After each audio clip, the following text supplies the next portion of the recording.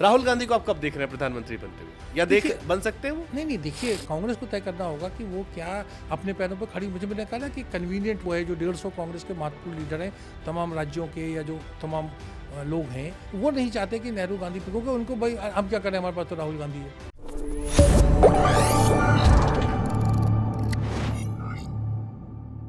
राहुल गांधी को आप कब देख रहे हैं प्रधानमंत्री बनते हुए, या बन सकते हैं वो? नहीं देखिए, जो भी सक्रिय राजनीति में हर मेंबर ऑफ पार्लियामेंट जो है, लोकसभा का सदस्य, वो एक पोटेंशियल प्रधानमंत्री होता है। अब अटपटा लगे, लेकिन बस बेसिकली बट कहीं ऐसा हो सकता है कि एक टाइम पे या कांग्रेस से उनसे बोर हो जाए कि अब बहुत हार गए। देखिए, ये आप जो बात कर रहे हैं, ये सब जिससे मैं कहता हूँ ना, ये एक फैशनेबल नैरेटिव का हिस्सा है। कांग्रेस को तय करना होगा कि वो, देखिए कांग्रेस को तय करना होगा कि वो क्या अपने पैरों पर खड़ी। मुझे मैंने कहा ना कि कन्वीनियंट वो है जो 150 कांग्रेस के महत्वपूर्ण लीडर हैं तमाम राज्यों के, या जो तमाम लोग हैं, वो ही नहीं चाहते, जो मेरा अपना आकलन है इतने साल का, वो नहीं चाहते कि नेहरू गांधी पे, क्योंकि उनको भाई हम क्या करें, हमारे पास तो राहुल गांधी है। तो ये एक उनको अपनी कमियां छुपाने का या नाकामी का, वो मेहनत नहीं करना चाहते। आप देखिए, अभी कांग्रेस के भी ऑफिस बेरर 2 दिन बने हैं, वो 11 में से मैंने देखा एक विधायक है और एक सांसद है। जो लोकसभा का या विधानसभा में जो लोग चुनाव नहीं जीत पाते या चुनाव नहीं लड़ते हैं, जिसको अरुण जेटली जी ने दूसरे संदर्भ में कहा था कि टायरनी ऑफ द अनइलेक्टेड, तो जो अनइलेक्टेड आदमी है वो कैसे रणनीति बना सकता है?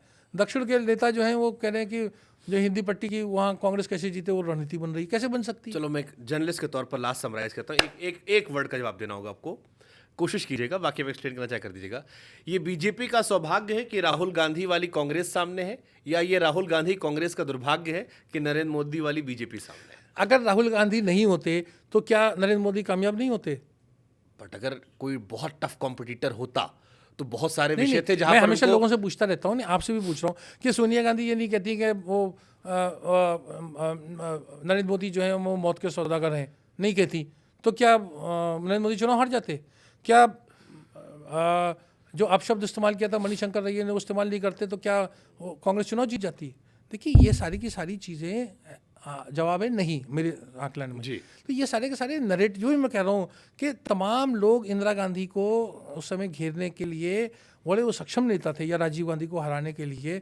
जो 1984 का जो चुनाव हुआ था, उसकी अगर आप पुरानी क्लिपिंग देखें तो किसी को नहीं अंदाजा था कि राजीव गांधी को 400 सीटें आ रही हैं। चंद्रशेखर जी ने भारत यात्रा, पूरी पद यात्रा की थी, जिसकी अभी जो भारत यात्रा के बाद में हुआ था, और क्या नतीजा आया था, खुद अपना चुनाव हार गए थे चंद्रशेखर जी। तो शायद डेथ हो गई थी इस वजह से। नहीं, वो तो इंदिरा असैसिनेशन के बाद इलेक्शन हुआ था, लेकिन मैं आकलन की बात कर रहा हूँ। चंद्रशेखर जी ने जो पदयात्रा 83-84 में की थी, उसके बाद जो हुआ, अपना खुद चुनाव हार गए और कुछ हाथ नहीं लगा। तो यात्रा करने से अगर कोई देश जीत लिया होता तो इतिहास दूसरा होता। फिर भी मेरा सवाल जो मैंने पूछा, उस पर क्या टिप्पणी करेंगे आप? नहीं, मुझे लगता है ये एक देखिए पॉलिटिकल, जब तक लोगों मैं का दोनों पूछ रहा हूँ, एक सिंपल बात कह रहा हूँ, बड़ी सिंपल बात है, और उसमें कोई मतलब हमारे और आपका सोच एक ही है और निष्कर्ष भी हो सकता है एक ही हो। देखिए, जब तक नरेंद्र मोदी से लोगों का मोह नहीं भंग होगा, राहुल गांधी का कोई भी उस मैदान में नहीं आएगा। जिस दिन राहुल, तो ऑल्टरनेटिव अपने आप ही इमर्ज हो जाता है।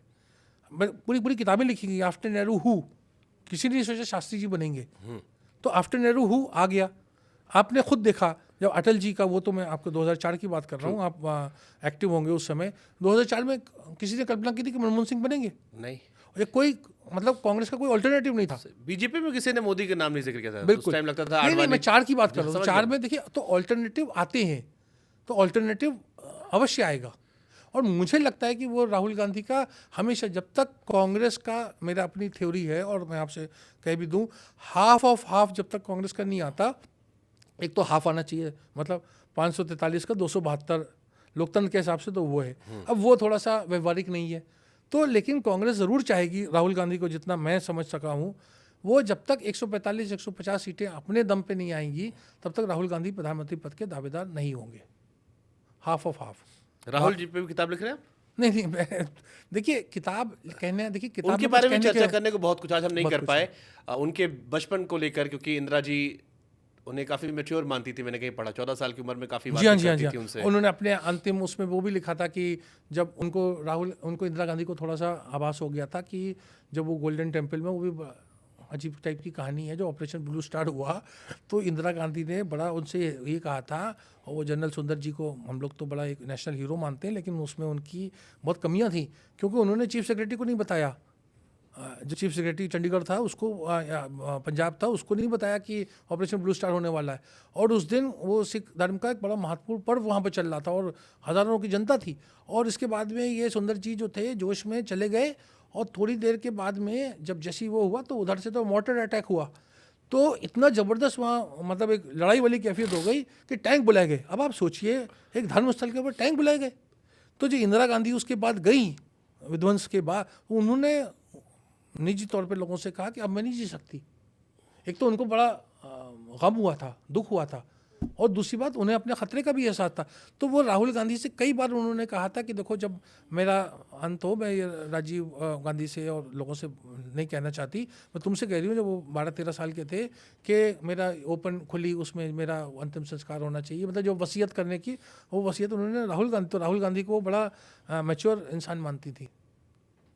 राहुल जी का भी शायद किडनैपिंग हुई थी जिस नहीं, assassination वो से सब तो पहले। देखिए, वो सब बहुत सारी चीज़ों का मैंने वो घटना का किया कि 84 के जो 31 अक्टूबर को इंदिरा गांधी की हत्या हुई, उससे 2 दिन पहले इनके ऊपर एक किडनैपिंग का अटेम्प्ट हुआ था, ये गोल्डा खाने के पास में। राहुल प्रियंका पर। जी हाँ, जी हाँ, वो उनके सामने स्कूल था, सेंट कोलम्बस स्कूल, और जिस दिन मेरी स्कूल, और उसके बाद जिस दिन इंदिरा गांधी की हत्या हुई तो ये दोनों बच्चे स्कूल गए हुए थे, और इनका कोई उस तरीके का पुरसाने हाल नहीं रहा, क्योंकि सोनिया गांधी तो उनको लेकर के, इंदिरा गांधी को लेकर के एम्बेसडर गाड़ी में अपनी गोद में सर रख के एम्स गई।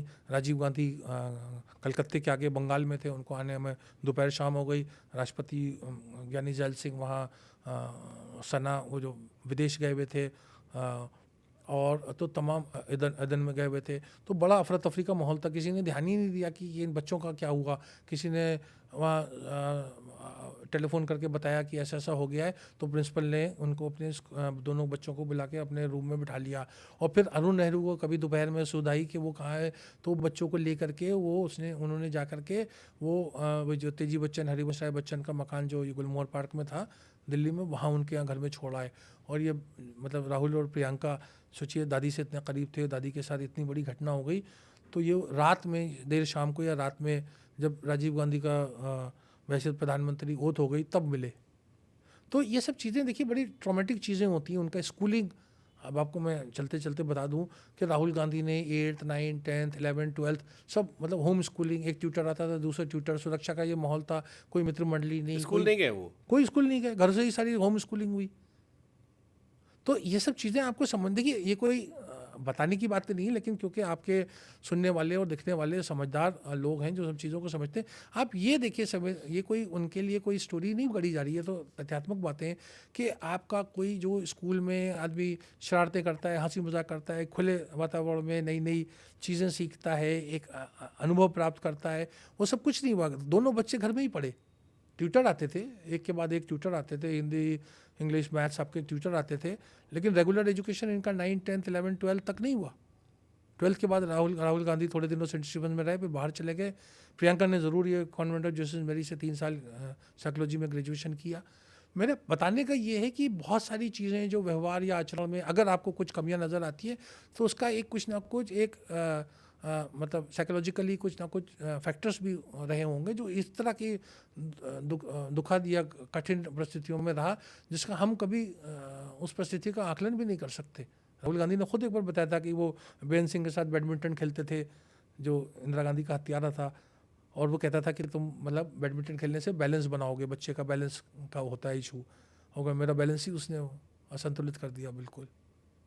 तो ये आप भावनाओं को समझिए। आप ये वोट देते टाइम ये सब चीज़ें नहीं होती, लेकिन मैं क्योंकि आप और मैं एक चर्चा कर रहे हैं, तो मैंने कहा मैं इस चीज़ का भी जिक्र कर दूँ।